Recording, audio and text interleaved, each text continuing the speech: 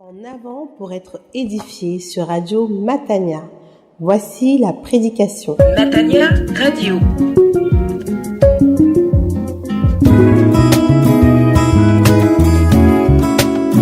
Auditeurs de Radio Matania, c'est le moment de la prédication et celle que je vous propose est une prédication du pasteur Claude Messindi Bazi qui a pour titre « La fierté de notre vocation chrétienne ». Et pour texte de référence, celui de Romains, chapitre 1, les 7 premiers versets.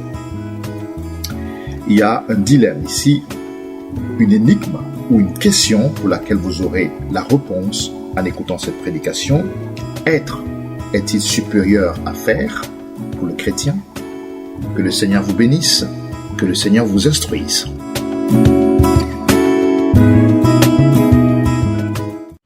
Conserve son fils, issu selon la chair de la lignée de David, établi selon l'Esprit Saint, Fils de Dieu avec puissance, par sa résurrection d'entre les morts. Jésus-Christ, notre Seigneur. Par lui, nous avons reçu la grâce d'être apôtres pour conduire à l'obéissance de la foi, à la gloire de son nom, tous les peuples païens. Dont vous êtes vous aussi, que Jésus-Christ a appelés, à tous les bien-aimés de Dieu, qui sont à Rome, aux saints par l'appel de Dieu, à vous grâce et paix de la part de Dieu notre Père et du Seigneur Jésus-Christ. Amen. Amen. À tous les bien-aimés de Dieu qui sont à Rome, on pourra aussi ajouter donc à Corbeil, et partout aux saints par l'appel de Dieu, à vous grâce et paix de la part de Dieu notre Père et du Seigneur Jésus-Christ. Amen. Amen. Prions. Notre Seigneur, nous te remercions pour ta parole. Amen. Inspirée, parole vivante, amen, efficace. Amen, amen. Puissance de Dieu pour le salut de quiconque croit. Amen. Nous te demandons ton aide pour pénétrer avec intelligence dans cette parole, amen, afin de nourrir notre foi.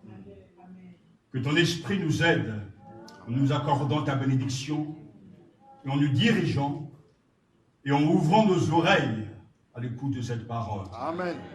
Sanctifie-nous par ta vérité, car tu es la vérité. Amen. Au nom de Jésus. Amen. Amen.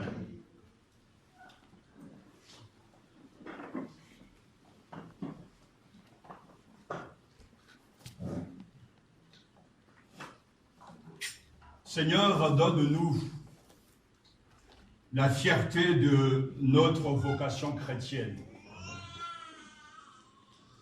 C'est là donc le sentiment, mon sentiment en méditant avec vous ce quelques versets tirés de l'épître aux Romains.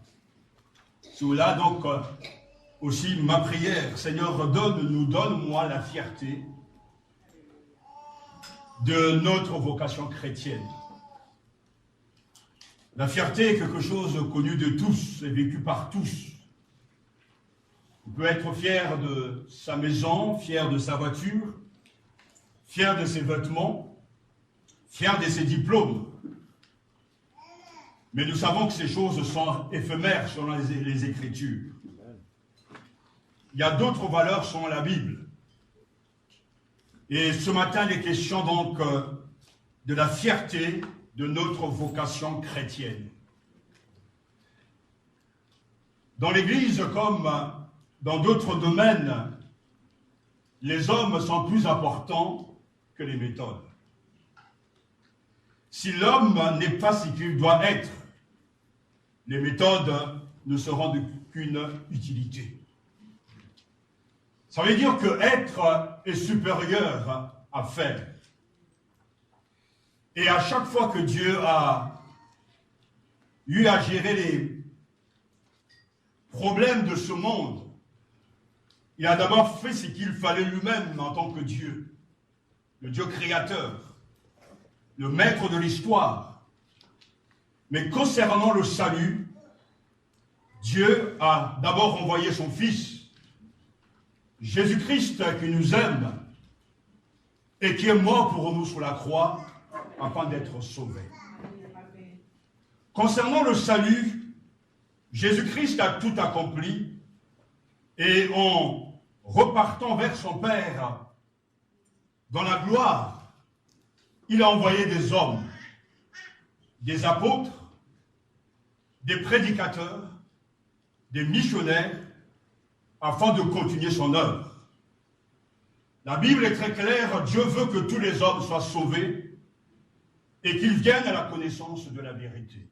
De Timothée chapitre 2 verset 4 et Romains chapitre 10 verset 14 à 15 nous dit: comment donc invoquerait-il celui en qui ils n'ont pas fait acte de foi, et comment croirait-il en celui qu'ils n'ont pas entendu, et comment entendraient-ils si personne ne prêche, et comment prêcherait-il s'il n'avait pas été envoyé? Ainsi donc, on le voit très clairement, le désir de Dieu, c'est que tous les hommes soient sauvés. Et Dieu utilise donc 3 agents pour le salut du monde. D'abord, lui-même est à l'œuvre, celui qui veut le salut de tout être humain. Ensuite, le Christ qui donne sa vie, et vient ensuite donc les apôtres qui annoncent ce mystère de salut. Et lorsque nous lisons l'évangile aux Romains, cet évangile si riche, il me faudra pratiquement 5 ans en prêchant dimanche après dimanche pour arriver à parler de tout ce que cet évangile nous enseigne. Mais j'aimerais que dans les semaines et les mois qui viennent, que le Seigneur nous dirige à comprendre des sujets si importants pour notre foi. Car il est question de publier la justice de Dieu. Il est question donc de comprendre comment Dieu nous justifie en Jésus-Christ. Comment nous sommes libérés. Il est question de comprendre le salut des Juifs selon Dieu. Il est question de comprendre la vie de victoire selon Romains chapitre 8. Dieu veut que tous les hommes soient sauvés. Et il a tout fait pour que nous soyons sauvés. Et lorsque Dieu donc veut sauver, il va utiliser des hommes. Il va utiliser des femmes. Et Paul est l'instrument de Dieu, qui Dieu utilise pour attirer à lui tous ceux qui ne le connaissent pas. Et ce matin donc, il est question de s'arrêter non pas sur un homme extraordinaire, un homme choisi par Dieu. Car dès le premier verset, nous avons déjà tout un programme. Paul, serviteur de Jésus-Christ, appelé à être apôtre, mis à part pour annoncer l'évangile de Dieu. Seigneur, donne-nous la fierté de notre vocation chrétienne. Aide-nous à croire que tu attends aussi quelque chose de nous. C'est là notre prière. Et ce matin, j'attire votre attention donc sur ce que Paul dit, parce que son message est clair. Et comme je viens de vous le dire, dans l'Église, les hommes sont plus importants que le programme. Les hommes sont plus importants que les méthodes. Lorsqu'on va d'église en église, on pense que l'on doit prendre ceci ou cela pour l'apporter dans l'église locale. On veut changer de méthode, on veut changer de plan, on veut changer de manière de faire les choses. Tout ça, c'est secondaire. Dieu veut des hommes et des femmes qui lui appartiennent et qui sont fidèles à la sainte vocation. Et lorsque nous considérons l'apôtre Paul, nous allons voir l'homme Paul.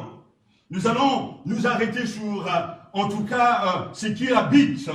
Nous allons comprendre son maître. Nous allons comprendre le mandat que Dieu lui a donné. Nous allons comprendre la mission que Dieu lui a confiée. Nous allons comprendre aussi son message. Et à partir de cet exemple, nous examiner nous-mêmes si nous sommes à la hauteur de notre vocation céleste, parce que nous aussi, Dieu nous envoie dans le monde. Il nous a envoyés dans ce monde afin de glorifier son nom. Paul, serviteur de Jésus-Christ. Cette lettre est riche. Cette lettre est sans doute la plus importante de toutes les lettres. Et nous savons que cette lettre a contribué à la révolution spirituelle dans l'Église. Cette lettre est la base de la réforme.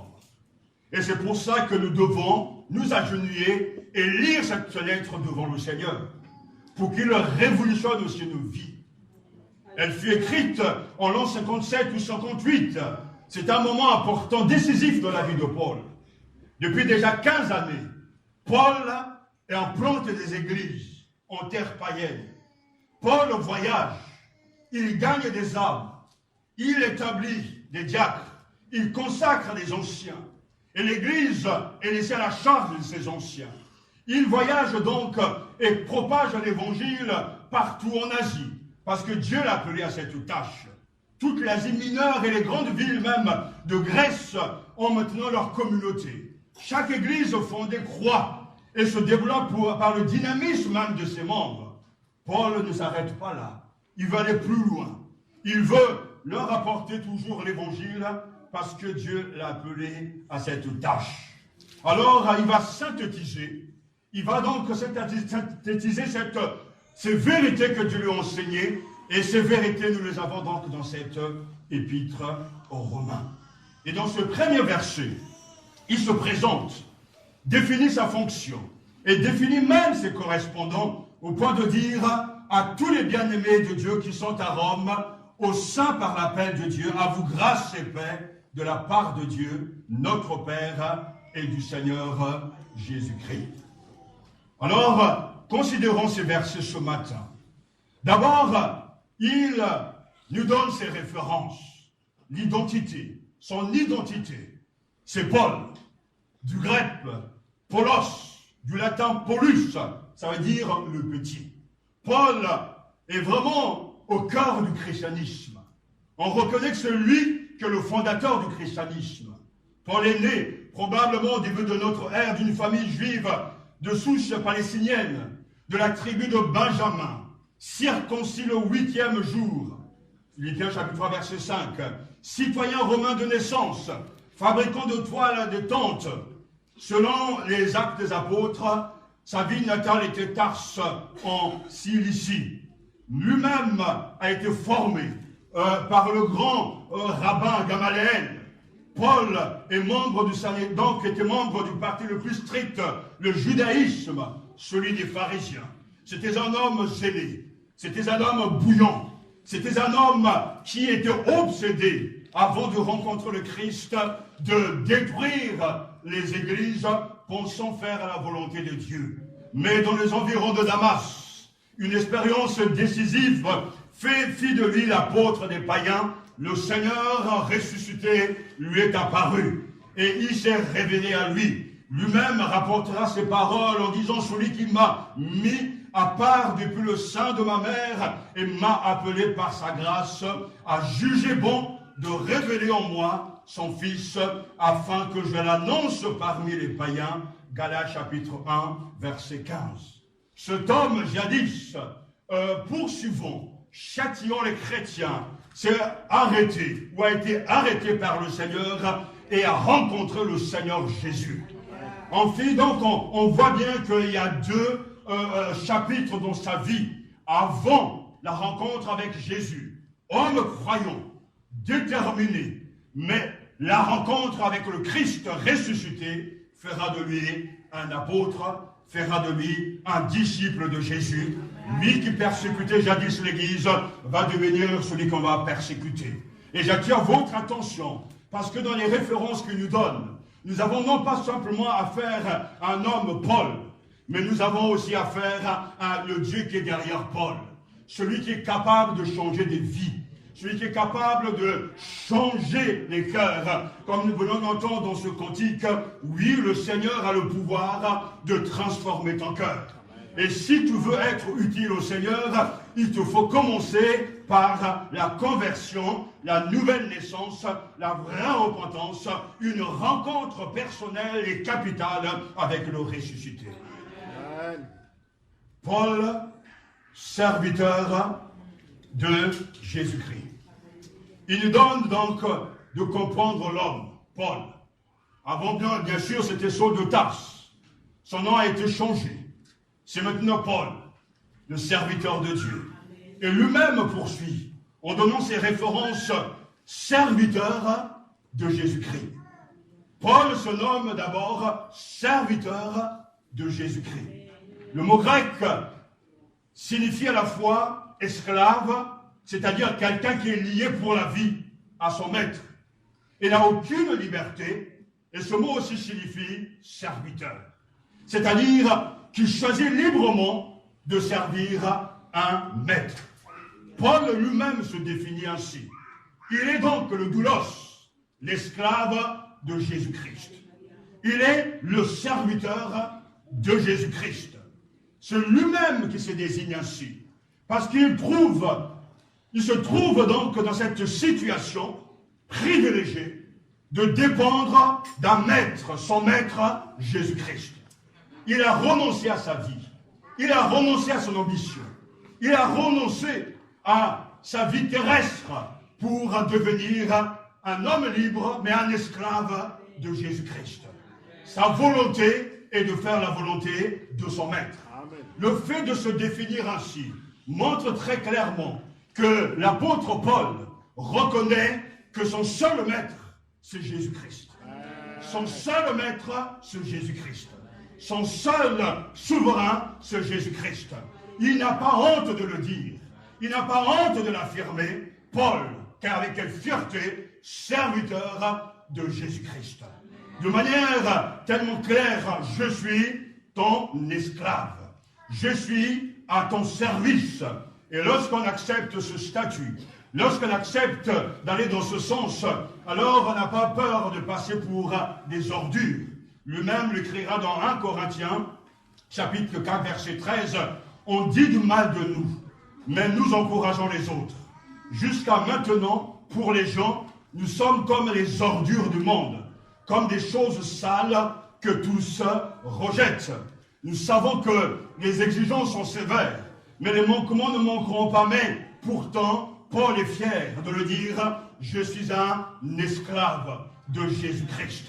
Et même si dans le monde, je ne jouis pas de ce statut privilégié, et lorsqu'on me demande quel est mon travail, et que j'ose dire je suis un esclave du Christ, je ne baisse pas la tête, je n'ai pas honte, car je suis fier de l'évangile. C'est une puissance de Dieu pour le salut de quiconque croit. Dans un monde comme le nôtre, où le statut social est si important, où le métier joue un rôle important dans la société pour être reconnu et accepté des hommes, nous sommes tellement fiers de dire je suis peut-être médecin, pilote, docteur ou que sais-je, expert comptable. Mais pourtant, malgré tout cela finira par s'arrêter. La fierté du chrétien n'est pas dans ces choses terrestres, mais dans sa vocation céleste. C'est pour ça que Paul pouvait dire, si je cherche à plaire aux hommes, je ne serai pas serviteur de Dieu. Galates chapitre 1, verset 10. Si je cherche à plaire aux hommes, je ne serai pas serviteur de Christ. Alléluia. Paul se reconnaît et affirme ce statut si important, serviteur de Jésus-Christ, esclave de Jésus-Christ. Malgré les humiliations, malgré les oppositions subies pour l'amour de Jésus, il témoigne par sa vie de la grandeur du service chrétien. Il n'a pas renoncé, il n'a pas abandonné, mais il a poursuivi sa route avec foi, avec conviction, parce qu'il est au service du Maître. Paul se désigne comme serviteur de Christ Jésus. Non pas de Jésus-Christ, compris alors comme un nom propre, mais il dit très clairement, je suis l'esclave du Messie, Jésus. Christ, Jésus. Christ étant le Messie, serviteur de Jésus-Christ. Et par amour, l'apôtre s'est donné corps et âme au divin Maître qui l'a sauvé du péché et de la mort. J'attire votre attention une fois de plus ce matin sur l'importance de cette considération. Être capable de reconnaître son Maître. Être capable de le dire haut et fort. Parce que tous nous sommes des serviteurs de Dieu. Tous les rachetés sont au service d'un seul maître. Non pas l'Église de manière générale, mais serviteurs et servantes de Jésus-Christ, notre seul patron. La considération des prédicateurs, la considération de ceux que Dieu envoie. Paul le sait très bien. Et Paul nous encourage à ne pas rougir, à ne pas avoir honte de Jésus. Paul nous encourage à comprendre l'importance de notre tâche. Serviteur de Jésus-Christ. Servante de Jésus-Christ. C'est là notre tâche, notre identité. Ensuite, Paul se nomme lui-même apôtre. Paul, serviteur de Jésus-Christ, appelé à être apôtre. Paul se déclare apôtre par appel. C'est-à-dire appelé par Dieu et non point par les hommes. C'est très important. De la part de Paul, apôtre établi non par les hommes, ni par l'intermédiaire d'un homme, mais par Jésus-Christ et par Dieu le Père qu'il a ressuscité. Galates chapitre 1, verset 1 et Galates chapitre 1, verset 5, on nous dit « À lui soit la gloire, au siècle et des siècles.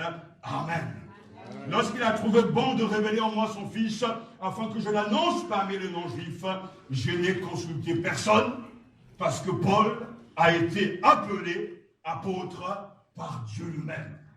Et cela est très important, parce que l'autorité qu'il use ne viendra jamais de lui, mais c'est parce que Dieu l'a appelé à cette tâche. Le terme grec apostolos, qui donne en français apôtre ou apostolat, a le sens de délégué, envoyé. Un apôtre est une personne mandatée par Dieu pour prêcher le message chrétien ou parole de Dieu. Un apôtre est une personne mandatée par Dieu pour prêcher le message chrétien. Alléluia. Il est envoyé, c'est un envoyé, c'est un ambassadeur. Donc, c'est Dieu qui l'a mis à part. Son apostolat ne repose pas sur un choix personnel ou la volonté des hommes, mais c'est Dieu qui l'a appelé à être son envoyé. Comme un apôtre, Jésus a été envoyé dans le monde par le Père. Et Jésus a envoyé ses disciples dans le monde. Comme le Saint-Esprit a été envoyé par Jésus-Christ. Ainsi, l'autorité qui découle de l'apostolat, du ministère, ne découle jamais d'un homme ou d'une église, d'un mouvement. Mais l'autorité découle toujours de celui qui est la base, Dieu qui envoie, Dieu qui met à part, Dieu qui prend l'initiative, Dieu qui envoie ses ambassadeurs. Et tout à l'heure, nous verrons ensemble les qualités, les traits d'un vrai envoyé de Dieu. Mais comprenons déjà que Paul ne use pas à la légère de ses paroles. Il dit, oui, Paul, moi, serviteur de Jésus-Christ, appelé à être apôtre. Beaucoup de gens se lèvent, ça et là, au nom de Dieu. Ils ouvrent des églises au nom de Dieu. Ils parlent au nom de Dieu. Mais sont-ils réellement envoyés par Dieu? Est-ce que derrière ce ministère, cet appel, il y a Dieu? Car on peut aussi aller s'instruire dans un institut. On peut être diplômé des écoles de théologie sans avoir l'appel de Dieu. L'appel est quelque chose de particulier, qui n'est pas le fruit de notre imagination. C'est quelque chose qui nous tombe dessus parce que Dieu nous a voulu depuis le commencement. On n'est pas appelé lorsque on prend en charge une église, mais l'appel commence dans le cœur de Dieu. Avant de venir sur cette terre, Dieu nous avait déjà choisis pour être des messagers. et quand l'appel retentit dans nos cœurs, alors nous sommes mandatés par le Seigneur de l'univers.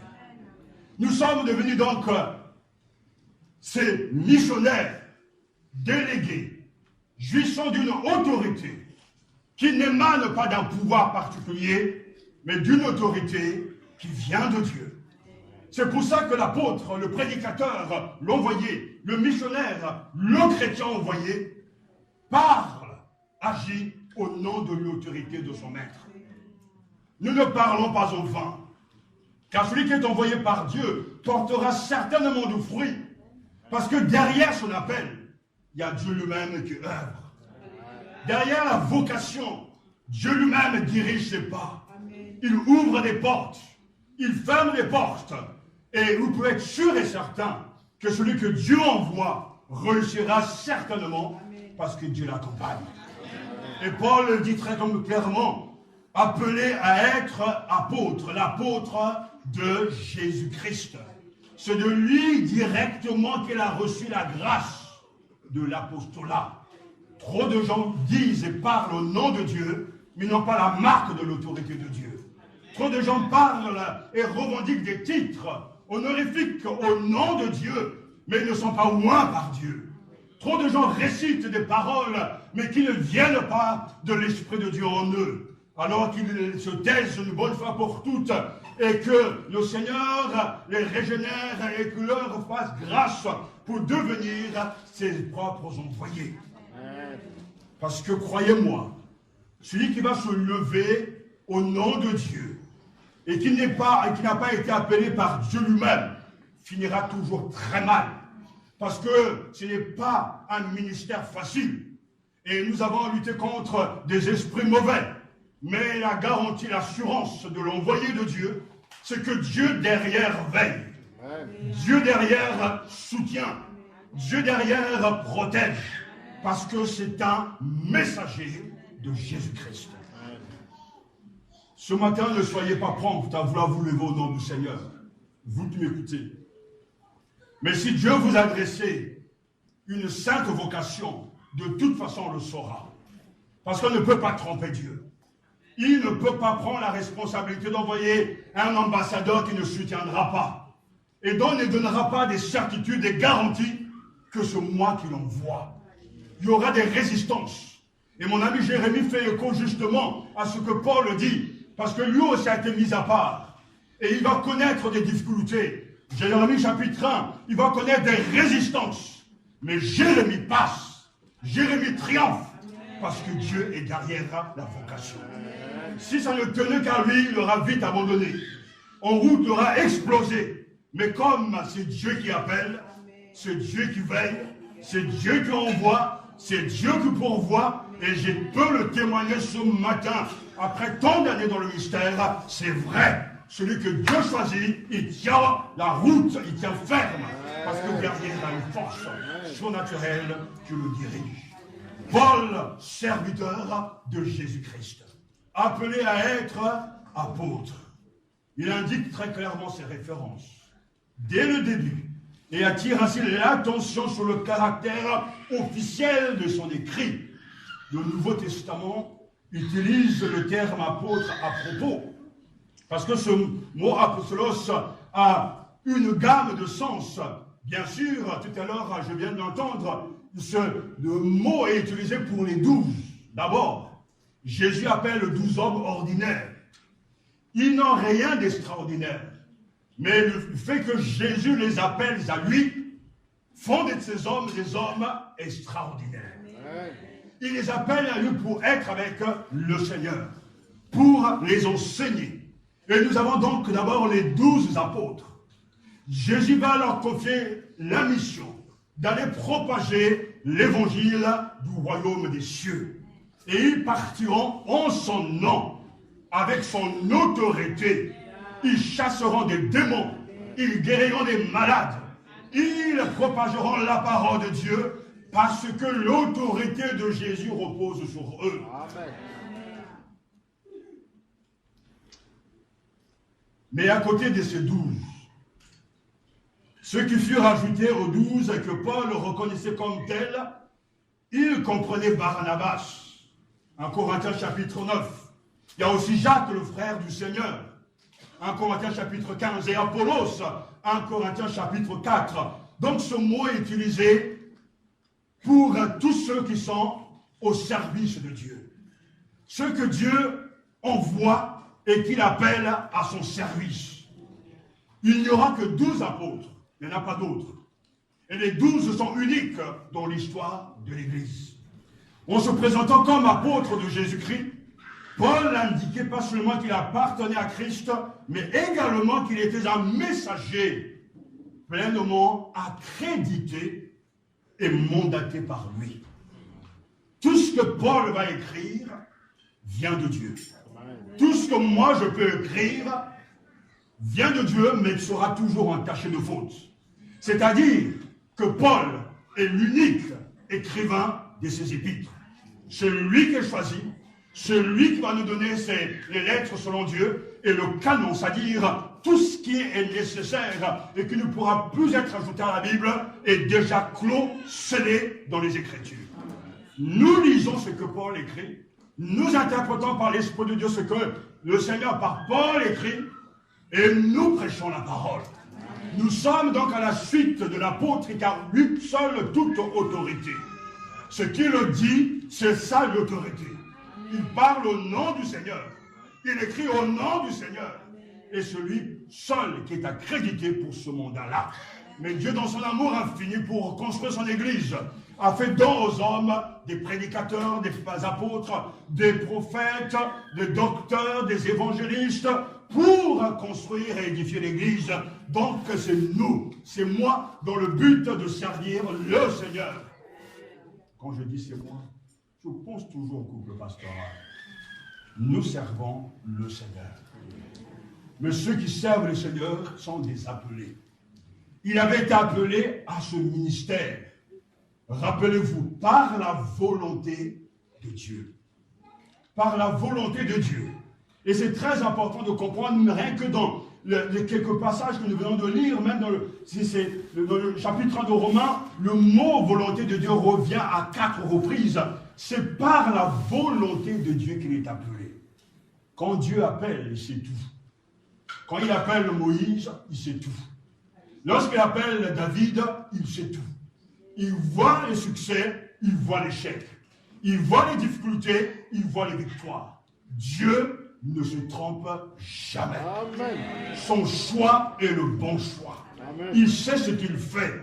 Et Paul devait constamment se ragaillardir, s'encourager.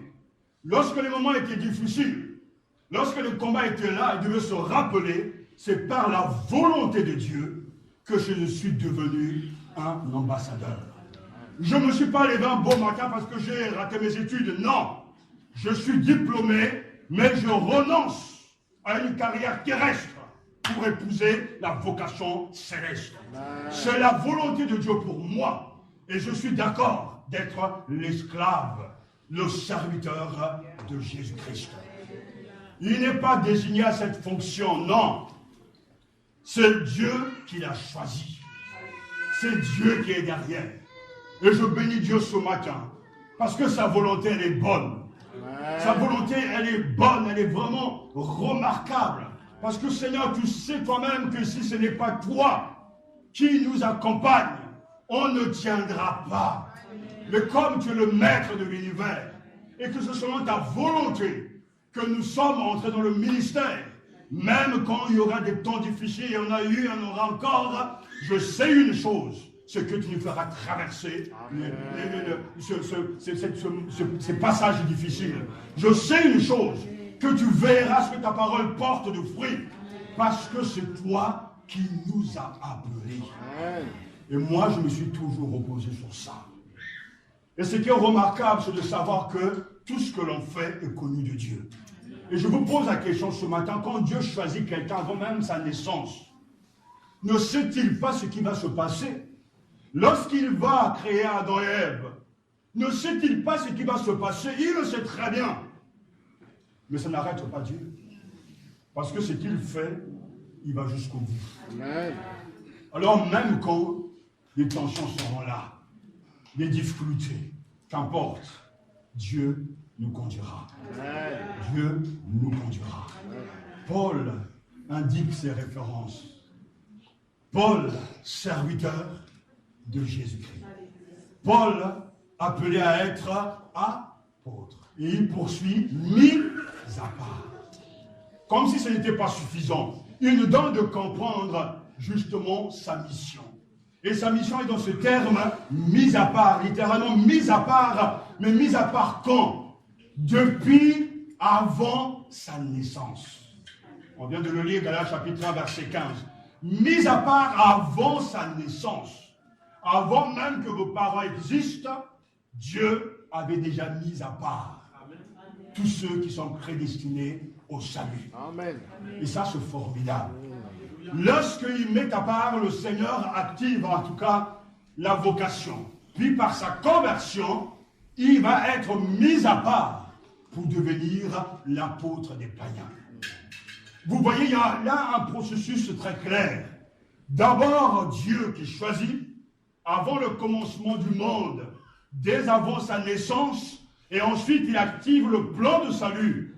Paul entend l'évangile, Paul est sauvé, Paul se convertit, et Paul va servir Dieu.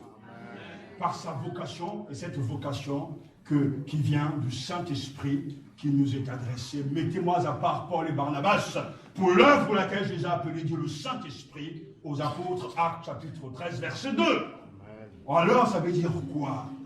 Ce que tous les croyants, lorsqu'on reçoit Jésus-Christ dans son cœur, lorsqu'on est né de Dieu, lorsqu'on est baptisé du Saint-Esprit, on ne fait qu'entrer dans le plan établi, prédestiné depuis le commencement, avant le commencement de l'humanité.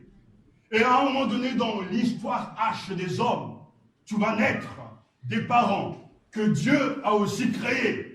Et tu vas venir dans ce monde. Et dans ce monde, le plan de Dieu s'active pour toi. Mais ce n'est que la continuité de ce qui a déjà commencé avant le commencement du monde. Parce que l'élection est dans le cœur de Dieu. Le choix est dans le cœur de Dieu. Tout est scellé dans son cœur. Et lorsqu'on vient dans ce monde, on entend l'évangile, on se convertit, on est de nouveau par l'Esprit Saint. On reçoit le Christ dans son cœur comme Seigneur et Sauveur. Et le Saint-Esprit adresse à tout croyant un appel. Une vocation. Tu peux être comptable, tu peux être plombier, mais chaque croyant reçoit une sainte vocation. Amen. Tu serviras Dieu dans l'église locale. C'est pour cela que nous devons comprendre que nous avons été mis à part, non pas pour jouir du salut, mais pour annoncer l'évangile. Que ce matin l'évangile vous touche. Et que vous voulez comme des serviteurs de Dieu, des servantes de Dieu, convaincus de votre appel, avec une mission très claire, annoncer Jésus-Christ. Tous ces mots, pour Paul, indiquent une visée de Dieu. Paul a conscience d'avoir été appelé et consacré à une œuvre qui dépasse totalement ses forces humaines. Seigneur, donne-nous la fierté de notre vocation chrétienne. Aide-nous à croire que tu attends aussi quelque chose de nous. Ce matin, on parle de nous. On parle de vous. Le chrétien au service de Dieu. La Bible nous dit que vous avez été rachetés à un grand prix. Ne devenez pas esclaves des hommes. 1 Corinthiens, chapitre 7, verset 23. Et Éphésiens, chapitre 6, verset 5 à 6, nous dit « Serviteurs, obéissez à vos maîtres, selon la chair, avec crainte et tremblement, dans la simplicité de votre cœur, comme au Christ, et cela non seulement sous leurs yeux, comme pour plaire aux hommes, mais comme des serviteurs de Christ, qui font de toute leur âme la volonté de Dieu. Qui font de toute leur âme la volonté de Dieu. Nous sommes des serviteurs de Christ. Non pas pour faire nos propres volontés, mais pour faire la volonté de Dieu. Amen. Et en cela, on reconnaît un vrai serviteur. Il ne court pas derrière la gloire de ce monde, mais il court et il se bat pour la gloire de Jésus-Christ. Sa joie est de faire la volonté de son maître. Paul, l'homme, reconnaît son maître, Jésus-Christ. Il a un mandat appelé à être apôtre. Sa mission mise à part pour l'évangile. Et son message, c'est l'évangile de Jésus-Christ. Et on le verra que cet évangile est puissant. Cet évangile, c'est une bonne nouvelle. Cet évangile est la manifestation, la révélation de la justice de Dieu, qui est une puissance. Et c'est pour ça que ce thème sera développé dans cette épître de manière magistrale. Parce que l'évangile est une puissance. Cet esclave de Jésus est au service d'un message puissant. D'un message avec un contenu fort. Il ne se prêche pas. Il ne parle pas de lui. Il prêche le Christ. Parce qu'il est au service de Jésus-Christ. Il est au service d'un message, la bonne nouvelle de Jésus-Christ. Oh, c'est ma prière ce matin que Dieu trouve ce matin des hommes et des femmes qui seront à son service pour faire sa volonté. Des envoyés de Dieu. Des gens qui ne s'autoproclament pas alors qu'ils ne sont pas envoyés. Des gens qui n'ont pas la marque, l'onction de Dieu sur eux, qui revendiquent des titres dont ils n'ont pas le droit, mais être appelés par Dieu sera confirmé dans l'église locale parce que Dieu, le Saint-Esprit, rendra témoignage. Alors tout chrétien est au service de Dieu. Et lorsque nous regardons cet homme, on pourra dire, mais quel homme extraordinaire. Je ne peux pas être comme lui. Je ne serai jamais comme lui. C'est vrai. Parce que Paul, c'est Paul. Mais Paul utilise, plutôt Dieu utilise Paul pour faire de lui un témoin. Et il a fait de lui un témoin. Il avait des qualités. Mais ces qualités sont l'œuvre de Dieu. Comme je crois ce matin que celui que Dieu sauve, il le transforme. Celui que Dieu rachète, il en fait un envoyé, un messager, un missionnaire. Alors si tu travailles dans une usine, Dieu t'envoie en mission dans l'usine. Si tu travailles dans une entreprise, Dieu t'envoie en mission dans cette entreprise. Partout où tu es censé être un missionnaire.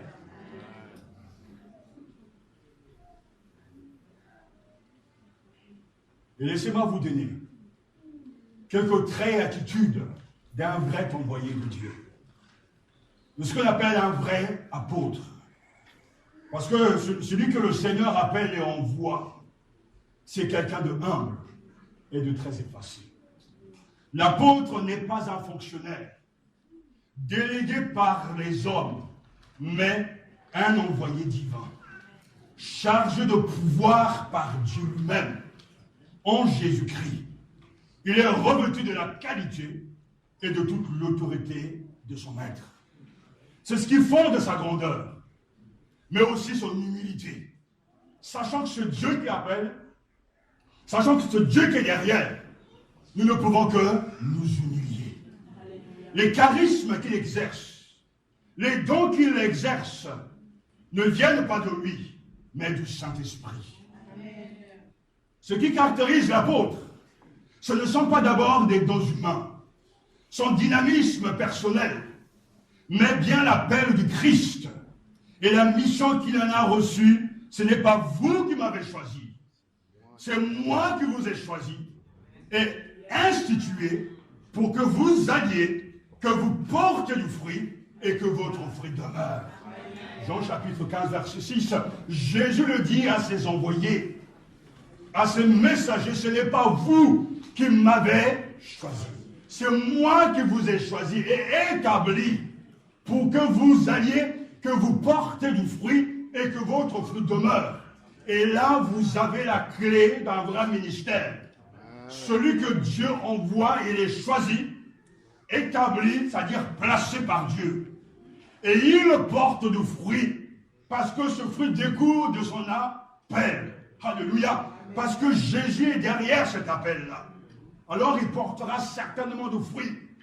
Si vous rencontrez un croyant revendiquant un ministère particulier sans fruit, il ment. Celui que Dieu envoie portera certainement du fruit. Si Dieu t'appelle à enseigner sa parole, il y aura du fruit, des vies transformées. Si Dieu t'appelle à être missionnaire, tu vas implanter des églises. Si Dieu t'appelle à être évangéliste, tu vas gagner des hommes. Si Dieu t'appelle à un ministère de disciple, tu vas former des disciples. Si Dieu t'appelle à chanter du gospel, tu vas convertir des vies. Ceux que Dieu a choisis sont marqués de ton onction. Ce n'est pas vous qui m'avez choisi, c'est moi qui vous ai choisi, institut, dira Jésus. Et l'apôtre n'est que l'humble instrument dont le Christ veut bien se servir pour sauver le monde. Qu'on nous considère, dira-t-il, comme de simples ouvriers du Christ, des intendants des mystères divins. Il est le ministre du Christ. Tout ce que l'apôtre est, il le tient du Christ, par pur amour. Il a été appelé, choisi, envoyé. S'il a tout reçu, c'est parce que tout ça, ça vient de Dieu. Jésus lui-même le dit très clairement, lorsqu'il parle de sa doctrine. Ma doctrine, mon enseignement n'est pas de moi, mais de celui qui m'a envoyé. Jean chapitre 7, verset 14. Ma doctrine n'est pas de moi, mais de celui qui m'a envoyé. Jésus reconnaît que celui qui l'a envoyé lui a tout donné. Lui a donné la doctrine, l'enseignement. Et c'est ça sa vraie qualification. Il n'est que l'apôtre à la bouche du Christ. Tout comme le prophète était la bouche de Dieu, ce n'est pas lui qui annonce, mais le Christ. Ce n'est pas nous qui prêchons, mais Jésus-Christ, Seigneur. 2 Corinthiens chapitre 4. Et Jésus, en donnant son mandat aux disciples, dira, allez et faites de toutes les nations des disciples. Et leur confie le message. Celui que le Seigneur appelle et envoie est quelqu'un de humble et de très effacé. Il ne s'accapare pas la gloire parce qu'il a fait des miracles. Il ne vend pas l'évangile. Il ne vend pas les miracles. Mais s'il est utilisé puissamment par Dieu, c'est parce que Dieu est derrière. Amen. Celui que Dieu envoie et appelle, c'est quelqu'un de très désintéressé. Si l'apôtre est l'envoyé du Christ, comme le Christ l'est envoyé du Père, il ne s'appartient pas. Il est aux affaires du Christ, comme le Christ est aux affaires du Père. Il est l'ambassadeur de Jésus-Christ. C'est un homme donné, livré à un autre. Les affaires du Christ, vous les connaissez, ces affaires. Ce n'est pas les affaires terrestres, c'est les affaires de son Père. Jésus ne vivait que pour ça. Il n'utilisait pas sa puissance pour lui-même. Un homme désintéressé. Il ne attirait pas à lui les gens pour gagner plus d'argent. C'est un homme désintéressé. Ses affaires, c'était la gloire de Dieu. Ses intérêts, c'était le règne de Dieu. Son influence, son prestige, c'était toujours le royaume des cieux. Il vivait pour la gloire du Père. Il voulait davantage. Et Paul va suivre son maître. Un homme désintéressé. Capable de dire, pour moi vivre, c'est le Christ. Et mourir m'est un gain. Philippiens chapitre 1, verset 21. Il est capable de se défoncer. Il est capable de tout donner. Il est capable de s'engager sans retenue. Parce qu'il est au service de son maître. Vous ne trouverez jamais dans la vie du Seigneur Jésus, dans la vie de Paul, c'est aux recherches perpétuelles d'une situation en soi. Mais chez lui, il n'y a pas de recherche. Il n'y a pas cette recherche pour un bien personnel. Chez lui, il n'y a pas cette recherche d'être aimé des gens. Chez lui, il n'y a pas cette recherche pour plaire aux hommes. Non, chez lui, tout est pour la gloire de Dieu. Moi, je suis esclave de Jésus-Christ et ma plus grande joie est de servir ce maître-là. Et dans la vie de la vocation chrétienne, il faut être désintéressé. Être capable de travailler sans même rien recevoir. Parce que des gens ingrats, on en rencontrera toujours. Je n'ai rencontré, je n'en rencontrerai encore. Mais servir Dieu par amour. Servir l'Église par amour. Et ne pas chercher toujours son bien même, soit bien que légitime, parce que c'est un homme désintéressé. Est-ce que vous pouvez être, vous, dans vos lieux de travail, salariés, aller au travail, et ne pas avoir un salaire. Qui ici peut aller donc dans son entreprise travailler sans percevoir un salaire? Qui peut le faire? Qui lève la main, qu'on puisse regarder un grand menteur. Tout le monde travaille parce qu'il y a de l'intérêt derrière. On ne travaille pas de manière désintéressée. Aucun homme politique ne veut avoir le pouvoir pour simplement servir les Français. Tout le monde a un intérêt derrière. Mais pour celui qui est appelé à cette tâche noble qu'est l'évangile, on est prêt même à renoncer à bien des choses pour la gloire de Dieu. J'ai travaillé, moi qui vous parle, pendant tant d'années sans un salaire. Et personne ne le savait, ça n'inquiétait personne. D'ailleurs, même ça ne choquait personne alors que ça devait les choquer. Parce que j'aime mon Seigneur. Parce qu'il m'a appelé à cette tâche. Et que c'est une grâce, un privilège de pouvoir le servir. Servir Jésus n'est pas facile. Mais je rends grâce au Seigneur. Parce que ce saint appel, cette vocation vient de lui. Et je sais que cela sera récompensé au dernier jour. Si tu veux servir Dieu, mets-y quelque chose de toi. Capable de prendre de ton argent personnel, de l'investir. J'avais un plan épargne logement que j'ai dû arrêter. Alors que je suis déjà propriétaire aujourd'hui pour investir cet argent dans l'œuvre de Dieu. Et qui par la suite même a été volé. Aimer Dieu pour ce qu'il est. Amen. Être capable de le démontrer. Amen. Ce matin, on a entendu tant de choses, ces paroles qui sont devenues des vraies contradictions. On dit qu'on aime Jésus, mais on ne le démontre pas. On est dans la contradiction totale. Et tout à l'heure, mon épouse nous disait, oui, mais celui qui aime Dieu garde ses commandements. Amen. Jésus nous aime. Oui, mais comment? Mais il a donné tout pour nous. Et quand on aime Dieu, on aime son Église. On ne va pas titiller, on ne va pas faire semblant. Seigneur, cet argent, c'est pour moi, ma maison, ma voiture, mes intérêts. Non, cet argent, quand tu es esclave de Jésus, n'est pas à toi. Amen. Il appartient au Maître. Amen. Il te donne un peu la grâce de l'utiliser. Et si tu ne te réponds pas ce matin, tu périras avec cet argent et tu iras en enfer. Que Dieu ait pitié de ton âme. L'envoyé de Dieu est désintéressé. Jean-Baptiste est envoyé par Dieu, mais ne cherche pas sa gloire. Il est là pour la gloire du Père. Il veut diminuer pour que le Christ soit vu. Il s'efface pour que le Christ soit glorifié. Ça, c'est un vrai envoyé.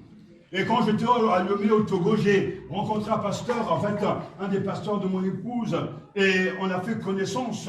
Et cet homme a fait quelque chose qui me marque, parce que c'est dans ces choses-là que j'entendais un vrai serviteur de Dieu. Alors qu'il avait peu d'argent, il avait mis sa moto en vente pour gagner un peu d'argent pour l'œuvre de Dieu. Et moi, je me suis dit au-dedans de moi, je veux être ami à cet homme-là. Parce que peu de gens le font. On prie, Seigneur, on voit les moyens, mais pourtant on a les moyens.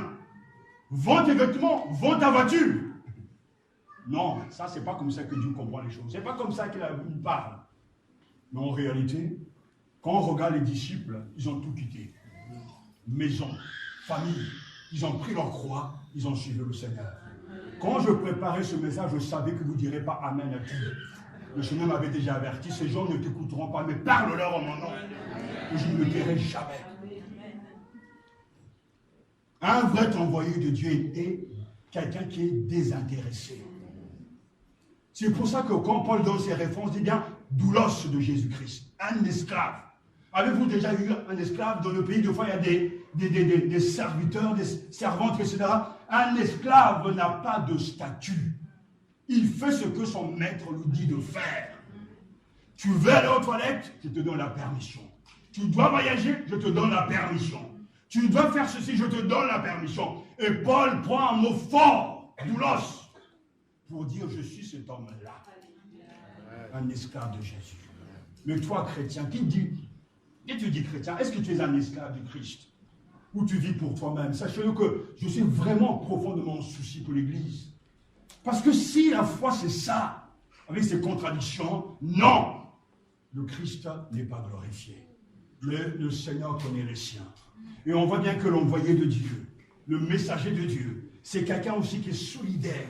C'est remarquable parce que Paul prend le soin, le temps de collecter même de l'argent pour les autres églises. Et nous avons un exemple remarquable avec les églises de Macédoine où il parle justement de collecter de l'argent pour aider les autres. Ce qui est incroyable, c'est que Paul ne fait pas l'appel de fonds pour lui, mais il fait l'appel de fonds pour les autres, pour les églises. Et les églises de Macédoine vont, malgré leur pauvreté, récolter suffisamment assez d'argent pour soutenir leurs frères dans la foi. Celui qui aime Dieu et qui sert Dieu sera toujours solidaire des autres églises qui sont dans des situations critiques. Et je bénis Dieu parce que dans cette église, à un moment donné, parce que Dieu nous l'a inspiré, nous avons pu répondre aux attentes d'autres églises.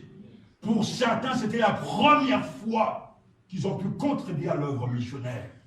Que Dieu lève encore des fonds pour soutenir ceux qui prêchent l'évangile.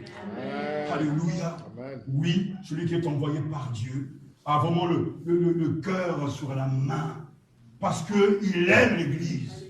Et il veut que l'église aille de l'avant. Serviteur de Dieu, servante de Dieu, il est responsable. Responsable de l'œuvre que Dieu lui a confiée. Il prend toute sa place dans cette responsabilité. Et il sait que si les 12 ne prêchent pas l'évangile, si les apôtres ne parlent pas au nom du Seigneur, qui le fera? Personne. Il est responsable. Il est responsable. Vous savez ce que ça veut dire être responsable? On est parents pour certains. Quand on parle de responsabilité, c'est de prendre soin de nos enfants. Si vous êtes des parents, que vous ne nourrissez pas vos enfants, vous serez jugés, condamnés. Parce que c'est mal. La loi nous oblige à prendre soin des nôtres en tant que parents.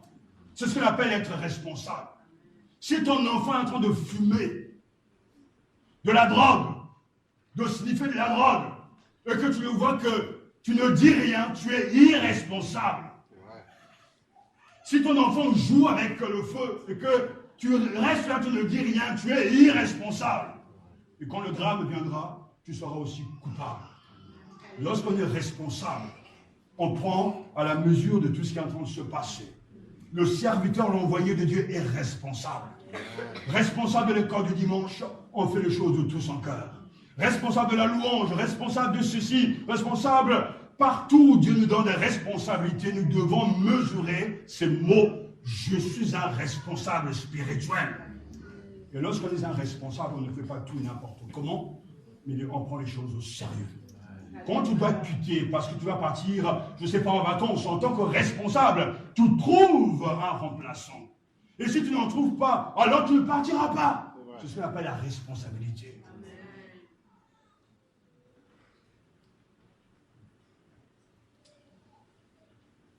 Celui que Dieu envoie est conscient de cette lourde responsabilité. Une autre qualité, sans doute la plus grande des qualités de celui que Dieu envoie et appelle, c'est la fidélité. L'apôtre n'est pas un maître, mais un serviteur, dont on ne doit attendre que fidélité et loyauté. Ce que l'on demande à des intendants, c'est que chacun soit trouvé fidèle. 1 Corinthiens, chapitre 4, verset 2. Digne de confiance est la qualité la plus caractéristique des ministres de Dieu. Paul souligne la fidélité avec laquelle il a transmis ce qu'il a reçu, que ce soit des traditions de l'Église de Palestine ou par révélation directe, dans le chapitre 1. Auprès de Timothée, il insiste sur le soin avec lequel le dépôt doit être gardé. Et c'est pour ça que la fidélité est la vraie marque des vrais serviteurs de Dieu. Amen.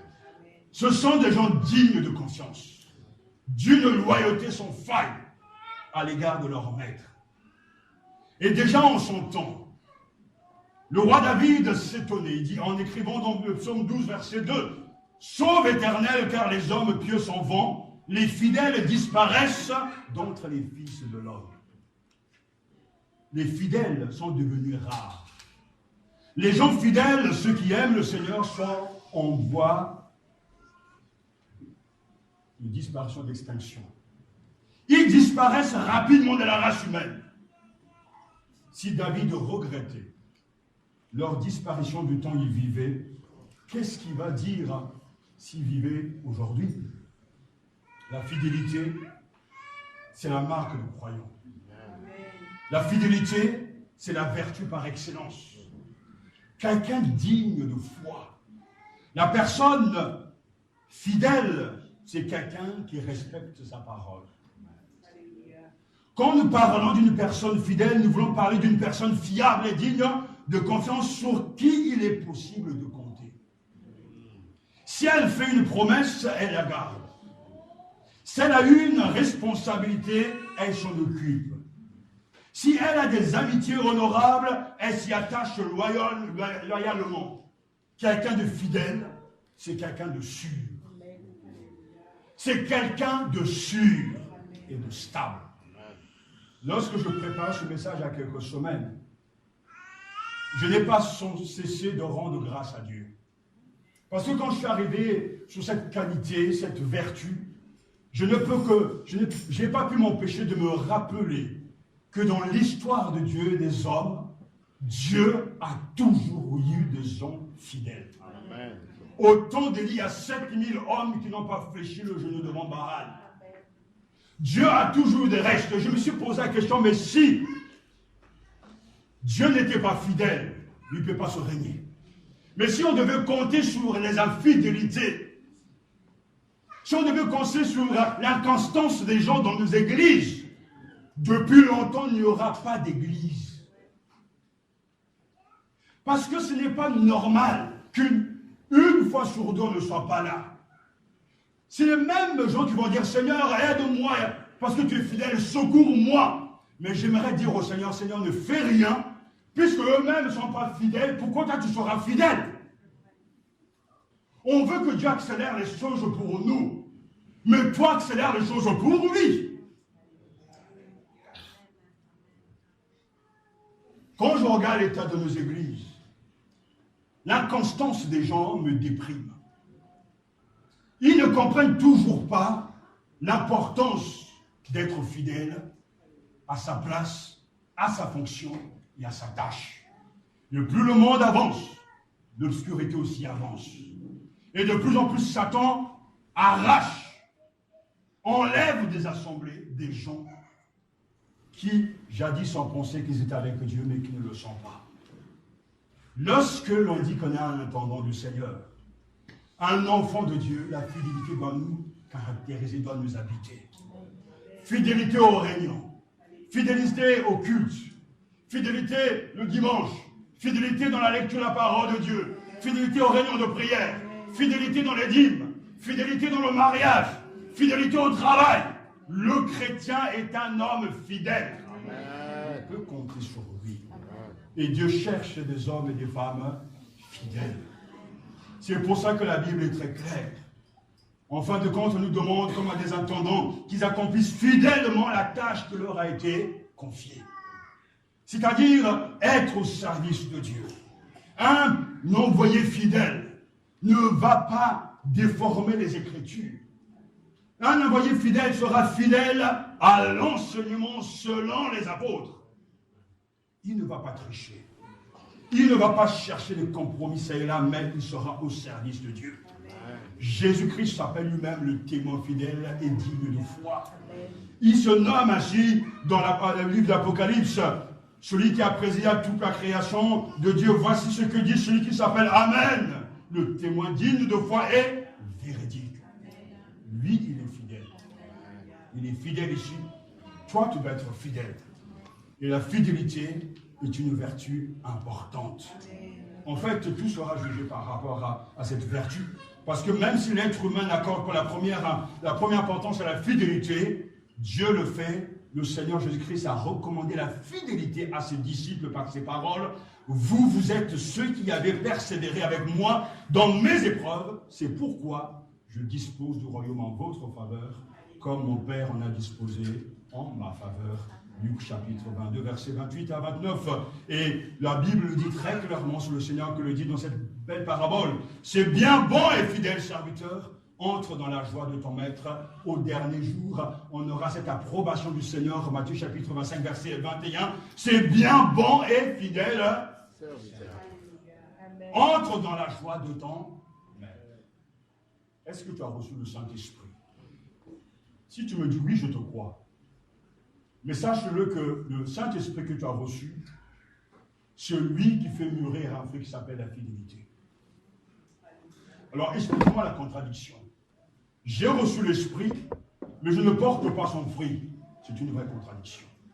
Celui qui reçoit l'Esprit de Dieu a en lui la joie de Dieu, l'amour de Dieu, la paix de Dieu, la patience de Dieu, la bonté de Dieu, la fidélité et le fruit de l'Esprit Saint.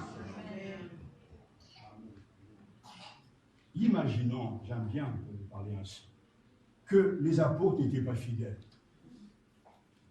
Il n'y aura plus d'église. Imaginons à ce leçon que Dieu n'a pas ses hommes. Il n'y aura jamais de missionnaires.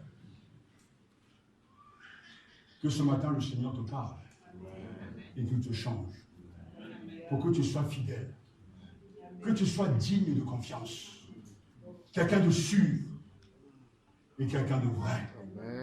Celui que Dieu envoie et appelle, c'est quelqu'un de fiable. Et c'est tellement important de nos jours d'avoir cette qualité, ce courage, cette détermination. Je ne peux pas ne pas m'incarner dans ce que je dis. En 10 ans, vous ne m'avez jamais vu être infidèle au réunion. Même malade, je me traîne. Et que cela dérange vos consciences. En 20 ans, on sera toujours faire la parenthèse sur ce qui est mal, mais fidèle à toutes les réunions. À l'heure, même avant tout le monde, pour ouvrir la salle. Vous êtes les membres de cette église. Où est votre fidélité? Pourquoi est-ce que, à votre avis, Dieu va accepter vos infidélités au nom de la famille, au nom de la maladie, au nom du travail? Mais nous aussi, nous sommes des êtres humains. Nous avons des familles. Nous aussi, nous tombons malades. Nous aussi, nous avons des obligations. Mais pourtant, nous sommes fidèles. Mon fils n'a que 5 ans et plus fidèle que certains adultes ici.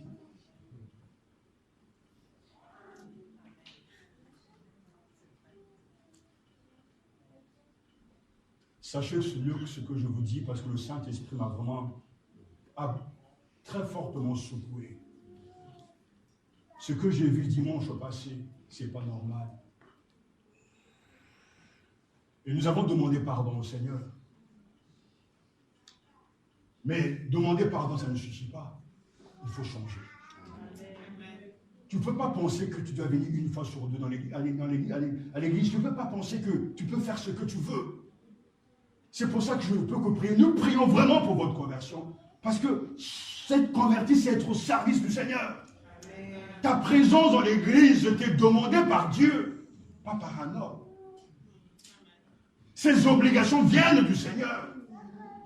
Et Père, je te rends grâce parce que tu as toujours eu des hommes fidèles qui ont tenu ferme alors que tout dit le contraire.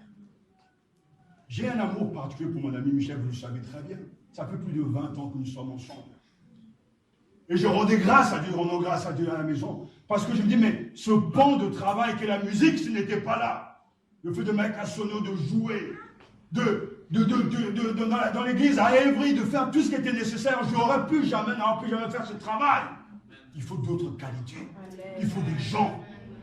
Jésus tout-puissant n'a rien fait tout seul. Il était entouré des 12 et ensuite le reste. Mon cri ce matin, c'est que vous soyez fidèles à Dieu. Et si vous êtes fidèles à Dieu, vous serez fidèles à l'église.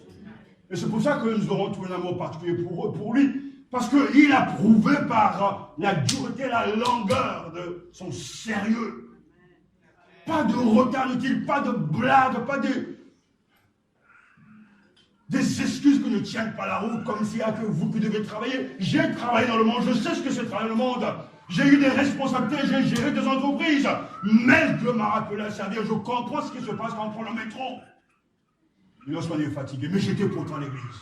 Et je n'étais pas encore pasteur. Si mon corps vous parle ce matin, ce que Dieu vous parle, on doit arrêter l'infidélité, l'inconstance. Et c'est pour ça que, même si ça paraît difficile, il prend la décision d'écarter un responsable qui n'est pas Ce qui ne soit pas régulier, il faut le faire sans état d'âme. Parce que Dieu cherche des hommes fidèles. Alors quand tu es malade, c'est normal que tu restes à la maison. Mais si cette maladie te pousse quand même au travail, c'est pas normal.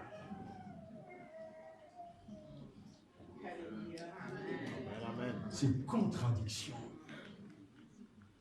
Mais ce qui est remarquable, c'est que nous sommes fidèles au Seigneur. Si je vous témoigne de ces choses, parce qu'à un moment de ma vie, il y a quelques années, j'ai failli lâcher. Parce que quand vous vous donnez, vous attendez qu'on vous redonne plutôt qu'on redonne au Seigneur. Mais à un moment donné, vous désespérez. Vous ne croyez plus. Alors, heureusement que le Seigneur derrière a commencé à m'alexer mon cœur. Et il m'a dit tout simplement, c'est moi qui t'ai appelé, sois fidèle devant moi. Reste fidèle à moi. Le reste, je veux m'en occuper. Mais nous sommes des êtres humains. On veut que l'Église se porte bien. Nous voulons que l'évangile qu'on annonce soit bien accueilli. Alors, toujours, il y aura cette tension. Mais il faut garder le cap. Les yeux fixés sur le Maître. Je sais qu'un jour, je me tiendrai devant lui pour rendre compte de tout ce que j'ai fait en son nom. Il va me juger. Et je suis prêt à accepter son verdict. Mais vous aussi, vous serez jugés. Ce matin, c'est l'appel que Dieu vous adresse. C'est la vraie qualité qu'il attend de vous. La fidélité. Ce n'est pas parce que ton copain ne vient pas que toi, tu ne vas pas venir. Ce n'est pas parce que lui n'est pas là que tu ne vas pas venir. Tu dois aimer le Seigneur de tout ton cœur. Et je ne peux pas non plus dire que pendant ce temps où on rendait grâce, je pense au ciel honnête, je ne sais pas, cette pensée m'est venue, donc que Dieu te bénisse aussi. Je suis là pour vous encourager. Ne croyez pas que je ne vous aime pas, qu'on ne vous aime pas, on vous aime. Mais la Bible est très claire. Jésus avait beaucoup d'affection pour Jean, plus que les autres. Parce qu'il lui rendait bien. Que Dieu lève dans cette assemblée des gens fidèles, fiables, sûrs. Et que, alors que les vacances arrivent, qu'on ne puisse pas avoir des difficultés, même dans les finances, parce que tout d'un coup ça monte, tout d'un coup ça descend. C'est pas normal. Tous les mois, je paye le même montant pour mon loyer. Ça ne diminue jamais, ça ne fait qu'augmenter. D'ailleurs, même je me plaignais auprès de ma femme, ça a encore augmenté cette année. Oh ben non, c'est incroyable. Et pourtant, on paye quand même. Soyons réguliers avec le dîme. Fidèles avec le dîme. Et j'aimerais terminer vraiment avec cette prière qui m'a beaucoup ému, parce que c'est une prière, rien que venant des versets bibliques, il n'y a personne de mieux placé pour nous parler de l'apostolat que l'apôtre même, Paul lui-même. Donc tout ce qu'il dit, c'est très clair. Paul, l'apôtre, non de la part des hommes, ni par un homme, mais par Jésus-Christ et Dieu le Père. Galates chapitre 1, verset 1. La vie pour moi, c'est le Christ. Philippiens chapitre 1, verset 21. Je vis, mais ce n'est plus moi qui vis, c'est le Christ qui vit. Galates chapitre 2, verset 20. Je me lance pour tâcher de saisir le Christ, parce que j'ai été moi-même aussi saisi par le Christ. Philippiens chapitre 3, verset 12. Annoncer l'évangile n'est pas un motif d'orgueil pour moi, c'est une nécessité qui s'impose à moi, malheur à moi, si je n'annonce pas l'évangile. 1 Corinthiens chapitre 9, verset 16. C'est moi qui, par l'évangile, vous ai engendré en Jésus-Christ. 1 Corinthiens chapitre 4, verset 15. Ce n'est pas nous-mêmes, mais Jésus-Christ que nous proclamons. 2 Corinthiens chapitre 4, verset 5. Je considère que tout est perte, alléluia, en regard de ce bien suprême qu'est la connaissance de Jésus-Christ mon Seigneur. À cause de lui, j'ai tout perdu. Et je considère cela comme ordure afin de gagner le Christ et d'être trouvé en lui. Philippiens chapitre 3, verset 8. Je n'ai pas cru devoir connaître autre chose parmi vous que Jésus-Christ et Jésus-Christ crucifié. 1 Corinthiens chapitre 2, verset 2. J'ai reçu cette grâce d'annoncer aux païens l'insondable richesse du Christ. Éphésiens chapitre 3, verset 8. Et enfin, c'est pourquoi je t'en supplie devant Dieu et devant le Seigneur Jésus-Christ, qui doit juger les vivants et les morts au moment de sa venue et de son règne. Prêche la parole. Insiste en toute occasion, qu'elle soit favorable ou non. Réfute, reprend et encourage. Fais tout cela avec une pleine patience et un entier souci d'instruire. En effet, un temps viendra où les hommes ne supporteront pas la saine doctrine. Au contraire, ayant la démangeaison d'entendre des choses agréables, ils se donneront une foule d'enseignants conformes à leurs propres désirs. Ils détourneront l'oreille de la vérité et se tourneront vers les fables. Mais toi, sois sobre en tout. Supporte les souffrances. Accomplis la tâche d'un évangéliste. Remplis bien ton ministère. 2 Timothée chapitre 4, versets 1 à 5. Dieu cherche ces hommes-là. Il y en a déjà. Et la moisson est grande. Et il y a peu d'ouvriers. Nous voulons prier. Je veux être cet homme-là, Seigneur. Et je suis convaincu que tu n'appelles pas en vain. Donne-moi la fierté de notre vocation chrétienne. Donne-moi aussi de suivre cet exemple. Ce message n'était pas centré sur vos besoins, mais des besoins qui sont orientés vers Dieu. Dieu a trouvé Paul, comme il m'a trouvé. Et il va aussi te trouver. Si tu le cherches, il se laissera trouver. Amen. Que nous voulons vraiment prier. Que 3 personnes nous continuent la prière, c'est très important, même si l'heure avance, nous voulons vraiment prier pour répondre à ce message.